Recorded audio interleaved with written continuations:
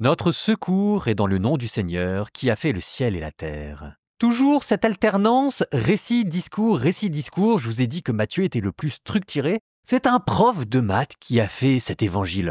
Et donc là, nous avons terminé un récit, nouveau discours. Nouveau discours que l'on appelle le discours ecclésial, le discours qui parle de l'Église, la toute première charte de l'Église. Avant le Concile Vatican II, avant le Concile de Trente, avant le Concile de Jérusalem, il y a Matthieu 18.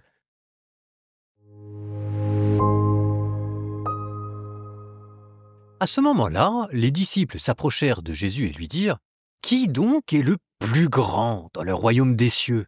Alors Jésus appela un petit enfant, il le plaça au milieu d'eux et il leur déclara « Amen, je vous le dis, si vous ne changez pas pour devenir comme les enfants, vous n'entrerez pas dans le royaume des cieux. Mais celui qui se fera petit comme cet enfant, celui-là est le plus grand dans le royaume des cieux. Et celui qui accueille un enfant comme celui-ci en mon nom, il m'accueille, moi. Celui qui a un scandale, une occasion de chute pour un seul de ces petits qui croient en moi, il est préférable pour lui qu'on lui accroche au cou une de ces meules que tournent les ânes et qu'il soit englouti en pleine mer. Malheureux le monde à cause des scandales. Il est inévitable qu'arrivent les scandales, mais malheureux celui par qui le scandale arrive. Si ta main ou ton pied est pour toi une occasion de chute, coupe-le et jette-le loin de toi. Mieux vaut pour toi entrer dans la vie éternelle manchot ou estropié que d'être jeté avec tes deux mains et tes deux pieds dans le feu éternel. Et si ton œil est pour toi une occasion de chute, arrache-le et jette-le loin de toi. Mieux vaut pour toi entrer borgne dans la vie éternelle que d'être jeté avec tes deux yeux dans la géhenne de feu. Gardez-vous de mépriser un seul de ces petits, car je vous le dis, leurs anges dans les cieux voient sans cesse la face de mon Père qui est aux cieux. Quel est votre avis? Si un homme possède 100 brebis et que l'une d'entre elles s'égare, ne va-t-il pas laisser les 99 autres dans la montagne pour partir à la recherche de la brebis égarée? Et s'il arrive à la retrouver, amen, je vous le dis, il se réjouit plus pour elle que pour les 99 qui ne se sont pas égarés. Ainsi, votre Père qui est aux cieux ne veut pas qu'un seul de ses petits soit perdu. Si ton frère a commis un péché contre toi, va lui faire des reproches, seul à seul. S'il t'écoute, tu as gagné à ton frère. S'il ne t'écoute pas, prends-en plus avec toi une ou deux personnes, afin que toute l'affaire soit réglée sur la parole de 2 ou 3 témoins. S'il refuse de les écouter, dis-le à l'assemblée de l'Église. S'il refuse encore d'écouter l'Église, considère-le comme un païen et un publicain. Amen, je vous le dis. Tout ce que vous aurez lié sur la terre sera lié dans le ciel, et tout ce que vous aurez délié sur la terre sera délié dans le ciel. Et pareillement, amen, je vous le dis. Si 2 d'entre vous sur terre se mettent d'accord pour demander quoi que ce soit, ils l'obtiendront de mon Père qui est aux cieux. En effet, quand 2 ou 3 sont réunis en mon nom, je suis là au milieu d'eux. Alors Pierre s'approcha de Jésus pour lui demander « Seigneur, lorsque mon frère commettra des fautes contre moi, combien de fois dois-je lui pardonner? Jusqu'à 7 fois ?» Jésus lui répondit « Je ne te dis pas jusqu'à 7 fois, mais jusqu'à 70 fois 7 fois, car le royaume des cieux est comparable à un roi qui voulut régler ses comptes avec ses serviteurs. Il commençait quand on lui amena quelqu'un qui lui devait 10 000 talents, c'est-à-dire 60 millions de pièces d'argent. Comme cet homme n'avait pas de quoi rembourser, le maître ordonna de le vendre, avec sa femme, ses enfants et tous ses biens, en remboursement de sa dette. Alors, tombant à ses pieds, le serviteur demeurait prosterné et disait « Prends patience avec moi, et je te rembourserai tout !» Saisi de compassion, le maître de ce serviteur le laissa partir et lui remit sa dette. Mais, en sortant, ce serviteur trouva un de ses compagnons qui lui devait 100 pièces d'argent.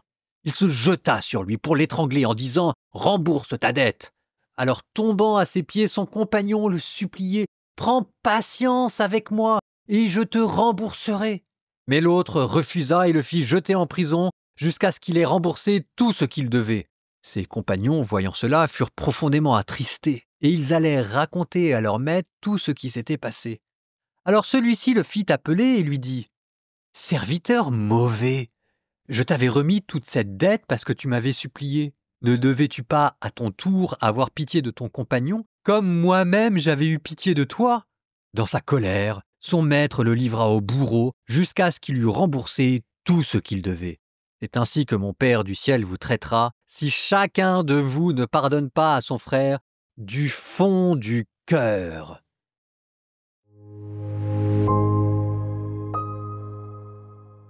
Donc vous venez d'écouter la Constitution, les lois fondamentales de l'Église. Il n'est pas question ici de hiérarchie, même si c'est important. Il n'est pas question de sacrement, même si évidemment cela est constitutif de l'Église. Il est question de quoi? Il est question de miséricorde et d'attention aux plus petits. C'est ça le cœur de l'Église, le cœur vivant de l'Église, c'est l'amour.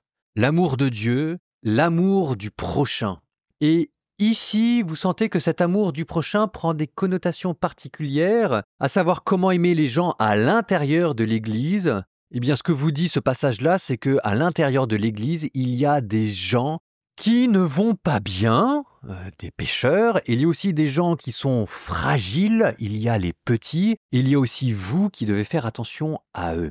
C'est cette grande figure des petits. C'est amusant de le dire comme ça, mais si vous voulez devenir grand, il faut s'occuper des petits. Et si vous êtes un petit, vous êtes censé être au centre de la sollicitude de l'Église. Maintenant, la question, c'est de savoir qui sont les petits. Les petits, c'est pas seulement les enfants. Les petits, nous on pense spontanément que les petits, alors ça vient surtout de Sainte Thérèse, la voix de l'enfance. Les petits, c'est ceux qui s'abandonnent simplement à Dieu. Mais je ne suis pas sûr que ce soit la voix de la petitesse, j'aurais plutôt tendance à dire que c'est déjà la voix de la grandeur, quand on s'abandonne à Dieu parce que parvenu au bout de sa foi et de ses efforts, on se jette dans les bras de Dieu. C'est peut-être pas tout de suite par là que l'on commence, je me dis, bon ça c'est mon interprétation personnelle, ça c'est comment nous sommes censés ressembler aux petits. Nous, qui essayons de progresser dans l'Évangile, nous essayons de ressembler aux petits en nous abandonnant de manière simple dans les bras de notre Père. Sainte Thérèse. Mais les petits qui nous sont confiés, qui sont-ils? Les petits qui nous sont confiés, ce ne sont pas forcément ceux qui se sont déjà abandonnés dans les bras de leur Père. Les petits qui nous sont confiés, ce sont peut-être les fragiles, ceux qui ont une foi fragile. Souvenez-vous de Saint Paul. Saint Paul dit qu'il y a la foi de l'enfant et qu'il y a la foi de l'adulte. Il y a la foi des enfants qu'il va nourrir avec du lait et du miel. Il y a la foi de l'adulte qui va nourrir avec de la viande. Les enfants ici, ce sont ceux qui sont fragiles dans leur foi. Et qu'il faut faire attention à ne pas scandaliser. Il faut faire attention à les chouchouter, à les bichonner. Et donc ça doit être eux pour qui nous quittons tout. C'est quelque chose de très beau. Ça veut dire que quand vous êtes un pasteur, vous devez adapter votre discours en fonction de votre public et des fidèles et des ouailles qui vous sont confiés. Quand vous êtes un pasteur, vous êtes censé mettre votre sensibilité, même votre sensibilité liturgique de côté pour prendre la sensibilité des gens qui vous sont confiés et les faire grandir en Dieu. Ça veut dire aussi que les scandales, le fait que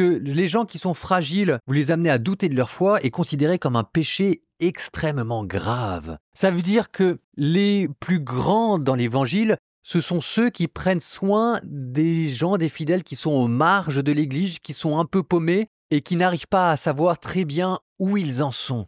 Bon, pour eux, vous êtes censés tout quitter. Vous êtes censé quitter votre confort spirituel. Vous êtes censé quitter votre sensibilité. Vous êtes censé quitter vos certitudes pour vous mettre à leur hauteur et les ramener à Dieu. C'est ça, la parabole de la brebis perdue. Alors, maintenant, après, Jésus n'est pas naïf, parce que dans les petits, il y a du bon, il y a du mauvais. Parfois, les gens sont plein de bonne volonté, simplement ils sont un peu perdus, et là, il faut tout donner pour eux, mais parfois, ils ne sont pas toujours de bonne volonté. Et là, Jésus vous dit qu'il ne faudra pas hésiter à les reprendre. C'est la correction fraternelle. Si ton frère a péché, va le reprendre.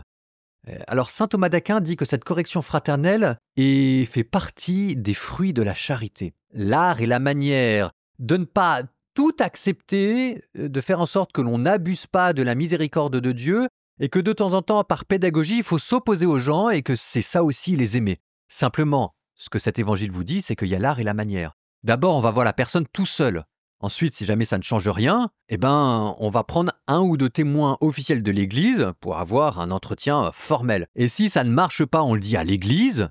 Et si jamais ça ne marche pas, tant pis, quoi, voilà quoi. Mais si ça marche, Jésus vous dit, il faudra lui pardonner. Il ne faudra pas lui pardonner une fois, il ne faudra pas lui pardonner 7 fois, il faudra lui pardonner 70 fois 7 fois. Et il termine avec une parabole extraordinaire, moi qui me fait toujours frémir. Je trouve que c'est la parabole la plus dure. Si vous ne pardonnez pas du fond de votre cœur, c'est ainsi que votre Père vous traitera. Et donc là, cette fois-ci, la manière dont vous traitez les petits, c'est plus simplement une question de grandeur à l'intérieur de l'Église, ça devient une question du paradis ou de l'enfer. Est-ce que vous êtes prêt à les aimer du fond de votre cœur? Je me souviens d'avoir dit une fois en chair, « J'aime mes frères. Je suis prêt à leur rendre des services, et peut-être même, les meilleurs jours de ma vie, je suis prêt à donner ma vie pour eux. Mais est-ce que je suis prêt à leur donner mon cœur ? Ça, c'est une autre chose. Voyez, donner son cœur, pas simplement pardonner avec les lèvres, pas simplement faire le bien avec les mains, mais aimer avec son cœur et aimer sans retenue. C'est ça le pardon. Nous terminons par une transition poétique, toujours notre psaume 118 version grecque, 119 version hébraïque. J'espère qu'il vous plaît, moi, il y a une pureté dans ces strophes. Extraordinaire. Psaume 118, Wav, verset 41. Que vienne à moi, Seigneur, ton amour et ton salut selon ta promesse. J'aurai pour qui m'insulte une réponse, car je m'appuie sur ta parole. N'ôte pas de ma bouche la parole de vérité, car j'espère tes décisions. J'observerai sans relâche ta loi, toujours et à jamais. Je marcherai librement, car je cherche tes préceptes. Devant les rois, je parlerai de tes exigences et ne serai pas humilié. Je trouve mon plaisir en tes volontés. Oui, vraiment je les aime. Je tends les mains vers tes volontés, je les aime. Je médite sur tes ordres.